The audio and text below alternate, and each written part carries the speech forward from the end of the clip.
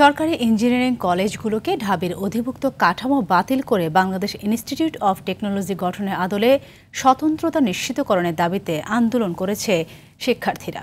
সকালে কেন্দ্রীয় শহীদ মিনারে অবস্থান নিয়ে আন্দোলন করে তারা। এ সময় শিক্ষার্থীরা বলেন, ময়মনসিংহ, ফরিদপুর, বরিশাল ও সিলেট সরকারি ইঞ্জিনিয়ারিং কলেজের শিক্ষার্থীরা বিগত ২০ মে থেকে ন্যায্য দাবিতে আন্দোলন করছিল। যৌক্তিক দাবি মেনে না নেওয়ায় আজ থেকে এক দফা দাবিতে মাঠে নামে তারা। সরকারি ইঞ্জিনিয়ারিং কলেজগুলোকে ঢাবির অধিভুক্ত বাতিল করে বাংলাদেশ ইনস্টিটিউট অব টেকনোলজি গঠনের আদলে স্বতন্ত্রতা নিশ্চিতকরণ করতে হবে, অন্যথায় আন্দোলন চলমান থাকবে বলে জানান তারা।